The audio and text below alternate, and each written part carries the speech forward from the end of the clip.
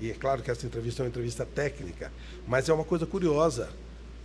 Você tem uma preparação técnica, um PhD técnico, e, no entanto, uma preparação humana muito elevada, formada em filosofia. Me explica como é que foi isso, por que entrou o filósofo na história? Olha, o filósofo entrou para buscar entender a parte do comportamento humano. Tá? Eu busquei na filosofia entender principalmente o comportamento no trabalho.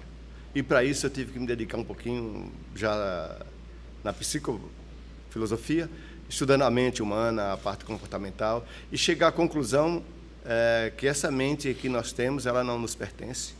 Ela, na realidade, ela é emprestada. Tá? Dos 3 aos 12 anos, ela é formada pelo papai, pela mamãe, pelo professor, pela religião. Tá? O grande problema dos conflitos que chega nos ambientes corporativos é exatamente porque, inocentemente e por não ter o conhecimento, nos formou nossa mente egoísta. Nos ensinam desde o início que nós temos que chegar ao primeiro lugar, você tem que ser o primeiro, e fazem comparações. E isso adoece as pessoas. E não podemos esquecer que no Everest não tem lugar para todo mundo. Não tem nem ar, né? Não tem nem ar para todo mundo. Você trabalha numa empresa, Temon, que ela é extremamente atualizada e ela acompanha as evoluções das mudanças dos mercados de instalações elétricas e hidráulicas. É muito dinâmico esse mercado. Como é que a Temon faz isso? Como é que vocês conseguem fazer isso? A Temon, na realidade, eu vou contar um pouco da história rápida da Temon. Foi fundada pelo Dr. Álvaro, uma empresa que iniciou fazendo instalações prediais, tá? E com o tempo, essa mão invisível de mercado fez com que a Temon fosse para a área comercial e industrial e na área CPD. O próprio mercado, eu acredito, que ditou isso, e sabiamente o Dr. Álvaro, ele tem uma percepção muito grande de mercado, conhece muito o mercado, foi guiado por essa mão invisível. Dá para contar um pouquinho para a gente alguns dos projetos mais emblemáticos que a Temon atuou? Eu entrei na Temon em 2009, final de 2008 para 2009. Um dos projetos mais importantes que eu achei de extrema importância foi o SEMPS na Petrobras, tá? Uma obra de alto nível e com grande exigência, tá? Ou seja, muita tecnologia e erro zero. Foi uma obra que nós terminamos e não voltamos mais para fazer mais nada. Não teve manutenção, não teve retrofit, não teve mais nada. Quer dizer, uma obra feita, entregue. E o bom mesmo disso tudo, que o próprio comissionamento foi a própria Temon nesta obra. Uma outra obra muito importante foi o acelerador de partícula, aqui em Campinas. Tá? Uma obra de extrema importância. Poucos países do mundo têm acelerador de partícula. Foi a Temon que... O que é exatamente? Acelerador de partícula é onde você consegue acelerar o elétron a uma velocidade muito superior da luz e fazer separações lá dentro dessa partícula eletrônica. Esse desenvolvimento é feito aqui no Brasil mesmo? É feito por cientistas brasileiros.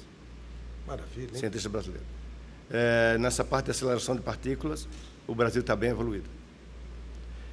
Permite o avanço da biologia, o avanço da tecnologia, acelerando os elétrons. Ou seja, uma empresa do porte da Temon, com pessoas com seu nível de capacitação, fazem coisas que a gente não consegue imaginar. Cria tecnologias, deixa o nosso país numa evolução, num ponto técnico bem elevado, não é, Zé Jorge? Sim, a Temon ela se destaca no mercado por grandes construções e construções com alto índice de qualidade.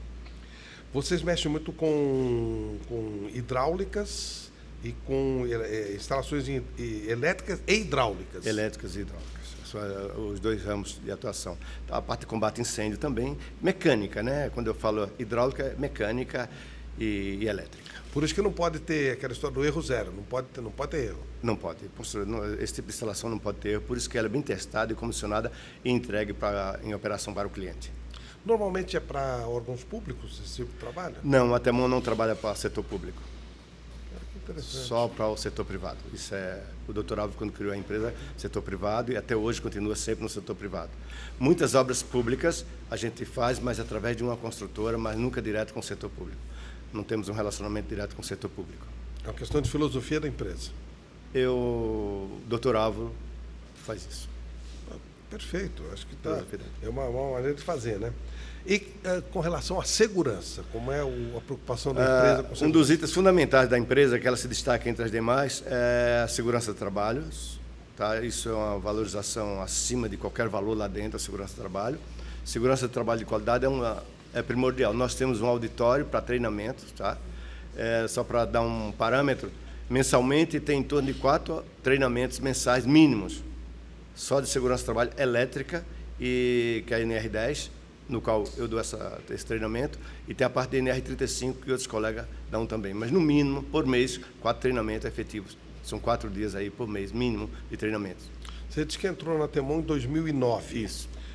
Mudou muito, né? Inclusive essa área de segurança nos últimos tempos. Mudou muito, a exigência tem cada vez mais, tá? Porque além de nós termos nossa equipe própria de segurança, nós somos fiscalizados por engenheiros também do cliente. Perfeito. E aí, aí de novo entra o lado humano. Quando nós estamos falando de segurança, estamos falando não só da obra, como a própria segurança humana. Envolve um erro aí, ele implicaria em alguma coisa muito séria, né? Muito importante. Sim, não adianta você fazer uma obra de qualidade, uma obra e ganhar dinheiro e perder vidas. Eu acredito e a empresa preza por isso. A vida está em primeiro lugar. Você escreveu 2 livros. Quais são os temas?